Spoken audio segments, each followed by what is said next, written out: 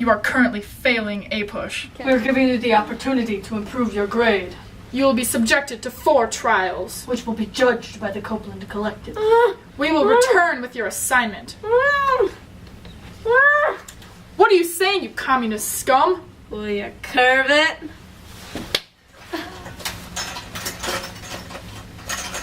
Dang it. Still a way to get out.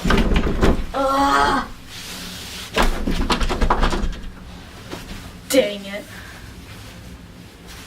Yeah. Wow. Here. Ouch. Compare the presence of individualism in art within the Renaissance period and a period of art in the United States. You have 3 hours. When you are done, you will present to the collective. If you fail, you will die. What? If you pass, you will be given another assignment. Your 3 hours start now. We will be monitoring your research. Oh, great. Democrats known as peace Democrats. Your 3 hours are up.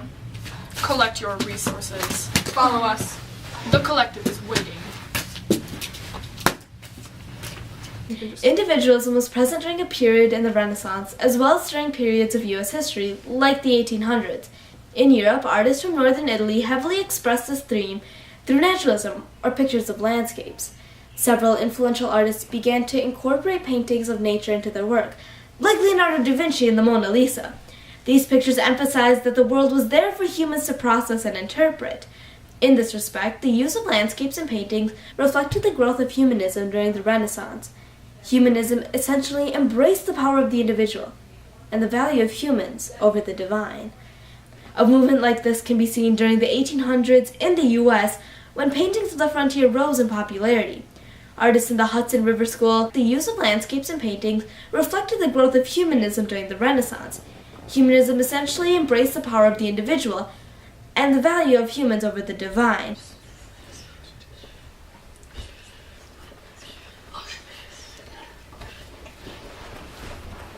The collective has decided. You will live. Your next question is... Compare and contrast the expression of religion between a period of Renaissance history and United States.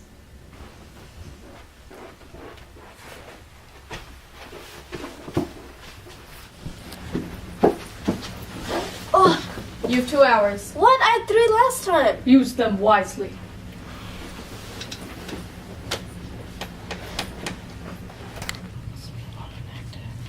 Democrats known as peace Democrats.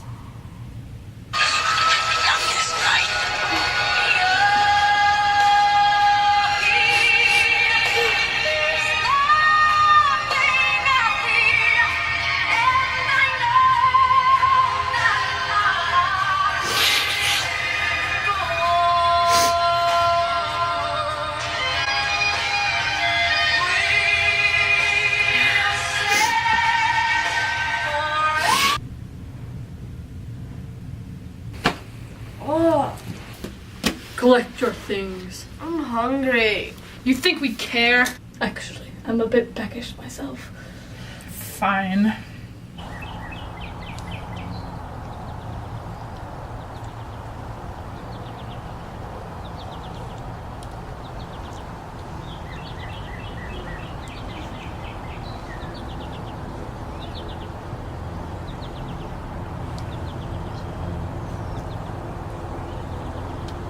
Can someone pass me the milk?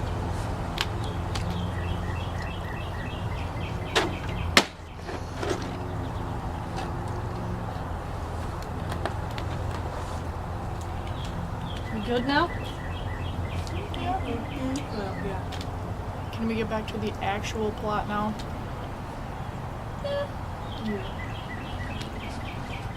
Religion, like in many cultures, was mostly the main focus of the art of the Netherlands in the 15th century. Most paintings were of church scenes or other religious scenes, usually including Jesus. As a result, they focused on the religious themes such as deposition, annunciation, and prayer scenes. Artists such as Van der Weyden painted extensively about Christ's death. Walter's Art Museum described the goal of his work by saying that The high emotion and great intellect in the art pieces were meant to heighten the spiritual connections of the viewer during the Renaissance period. They speak so highly about this time period and the art involved because that's their job, to appreciate art. The Flemish painters kept a medieval view of hierarchical proportion and religious symbolism while still presenting ideas of realism. Their style grew directly from medieval arts of tempera painting and stained glass. The artists did their paintings in oil because it was relatively flexible and moderately durable. Their paintings reflected many observations of nature as applied to the religious outpouring in their work. Some of the most praised artists of this time were Roger van der Weyden, Jan van Eyck, his brother Hubert van Eyck, Robert Campen, Hans Memling, and Hugo van der Goes. These painters often used the format of triptych. In a triptych, there are 3 sections, the largest in the middle and 2 equal-sized sections on each side of it. By using this format for religious expression, the artists were able to convey a story through the picture, which further highlights the theme of religious expression in artwork. These stories were related to the Bible, for example. In Roger van der Weyden's The Crucifixion, it shows an overall view of Jesus' life through the Virgin Mary. Essentially, these Flemish painters used all these techniques and formats to vibrantly convey religion, which emphasizes the theme of religious symbolism within art. The Sistine Chapel, built in Vatican City between the years of 1473 and 1483, is one of the most famous religious places in the world. Although many people visit for religious purposes, it is also visited by many due to its interior paintings. Michelangelo was forced to paint the story of the Last Judgment on the ceiling of the chapel between the years of 1508 and 1512. Because this chapel ceilings and walls were never properly cleaned, the chapel was restored between the years of 1980 and 1999. The enormity of this project is reminiscent of the art and religious art and nature in the Renaissance, very expensive, colorful, and passionate. However, the same style was not always present in the colonial U.S. While the Renaissance had been all about dramatically entering religious themes into paintings and sculptures, the pragmatism intrinsic to the Puritan mindset limited the amount of art produced in the Americas. The practical activities of life generally outweighed any sort of extravagance in the Puritan community. Some of the only known paintings from this time were the Freak paintings that were basic portraitures of a man, Mr. John Freak. Another painting was of his wife and daughter. The mysterious painter then produced other family paintings of the Gibbs and Rawson families. These sum up what Puritan art mostly was, family portraits, as opposed to having the art primarily focus on actual religious depictions. The Puritan art became more common folk pieces, whereas it used to be that only the wealthy bought the art in the Renaissance to show that they were more connected to God. Ultimately, the complexity and flourish of religious art in the Renaissance can be contrasted to the simplistic social application of religious art in Puritan times. Despite this, both periods exemplify how religious themes were evident during these times, as well as how they affected the art that was produced as a result of this religious growth.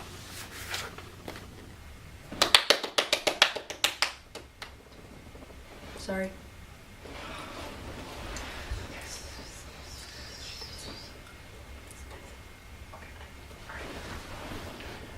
We have decided. You have passed this task. Your next assignment is compare and contrast the expression of naturalism in a period of U.S. history compared to the Renaissance. You will have 4 hours. Wow, you guys must really love me. How's it going? Fine. We brought you some cookies in case you were hungry. Really? No, LOL, what a loser. She actually thought we'd been her cookies. LOL.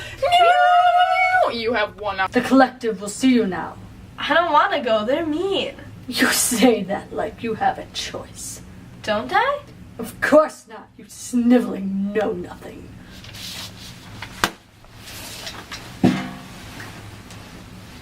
Heard you fell for the cookie joke. It works every time. The look on her face was most bodacious. The development of scientific knowledge during the Renaissance and times in U.S. history led to advancements in the art that was subsequently produced. The Renaissance was characterized by vast exploration and growth of scientific intellect, especially focusing on anatomy and observation of the natural world. Leonardo da Vinci played a primary role in applying these advancements to art by creating the golden ratio. The golden ratio used newfound knowledge of the human body and mathematical calculations to provide a reference for artists and scientists alike. Artists used the ratio more for proportionality in the work, whereas scientists used it to draw insight from the detailed drawings of the human body. Anatomy was also expressed artistically through medical illustrations. One of the most prominent figures who produced these illustrations was Andreas Vesalius, who is often called the father of modern anatomy. Vesalius published the work De Humani Corporis Fabrica, or On the Fabric of the Human Body, which went into heavily artistic detail on the makeup of humans. Naturalism was also reminiscent of evolving intellect during the Renaissance. Individuals like Leonardo da Vinci began observing the natural world, drawing inferences from their observations, and then applying it to their artwork. In fact, da Vinci spent nearly his whole life meticulously gathering information on nature. In addition, with dissecting cadavers to further his knowledge of the human body. This culminated in the creation of the Vitruvian Man, which depicts two drawings of a man layered on top of each other. This not only illustrates the emphasis on anatomy, but also increased interest in understanding science, as the paintings demonstrates proportionality and Da Vinci's urge to relate to how the universe works. This is similar to the Enlightenment movement in the early 17th century. During this time, philosophers and scientists championed human inquiry and scientific reasoning. Similar to the Renaissance, the Enlightenment saw the birth of various scientific ideas and the publication of great works documenting Newtonian physics. During this time, Benjamin Franklin published Experiments and Observations on Electricity made at Philadelphia in America, which documented his findings on experiments in electricity. In contrast, the focus of the Enlightenment remained relatively distant from medicine. Overall, both eras saw a renewed interest in scientific knowledge.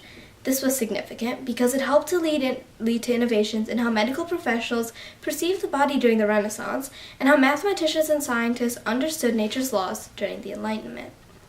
As information about the natural world grew, artists began to paint more landscapes and more realistic-looking scenes or backgrounds of nature. A prominent example of an artist that illustrated this was Albrecht Dürer. He brought the experiences from the Italian Renaissance back to Germany and played an influential role in the Northern Renaissance. He was able to pick up on minute details in his work, as can be seen in the watercolor The Great Piece of Turf. This was explained by the National Gallery of Art in an exhibition description of Dürer. Since they selected the information and artwork displayed, they most likely support it, which was reflected in their affirmative tone. In addition, their goal is to provide background history on each work, resulting in an informative tone as well. In the U.S., there was a similar focus on naturalism during the 1880s and 1890s. During this time period, Americans were infatuated with the idea of moving west and the adventures it brought. The mindset drew artists to the West and Great Plains, where the Rocky Mountain School was for painters. Painters such as Albert Bierstadt painted the natural landscapes on large canvases. They attempted to capture the rugged beauty of the land, similar to Renaissance painters. These eventually became the tools to help draw tourists to the West and contributed to the tourism industry greatly. In this respect, the two movements differed. However, the theme of naturalism was present in both. Meh. What's good enough to pass? Your next assignment is compare the presence of social structure in Renaissance art and U.S. art. You have 3 hours. This is your final task. Do not fail us.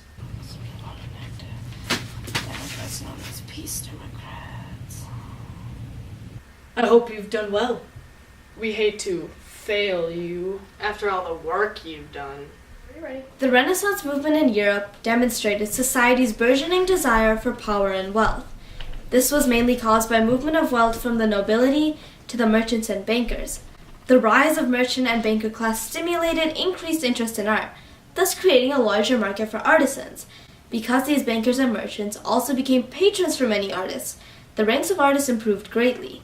This was demonstrated by the myriad works of art produced during the Renaissance, ranging from Michelangelo to Leonardo da Vinci. The power struggle during the Renaissance was reflected in Niccolo Machiavelli's book, The Prince.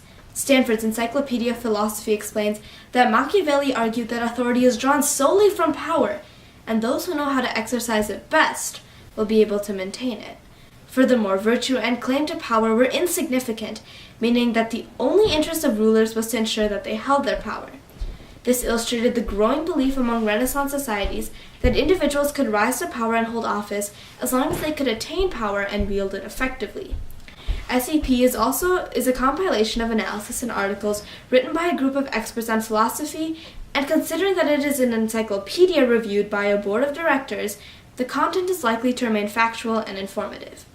In addition, the growth of merchant and banker classes was depicted in various paintings produced during the Renaissance.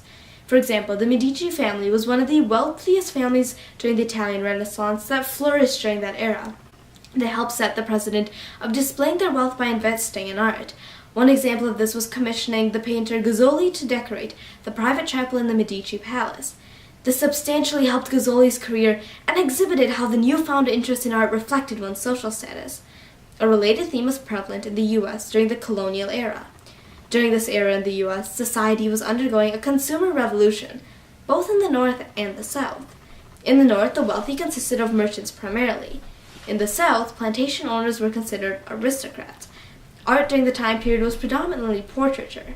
Wealthier citizens displayed this art in their homes and commissioned artists such as Jeremiah Thewis.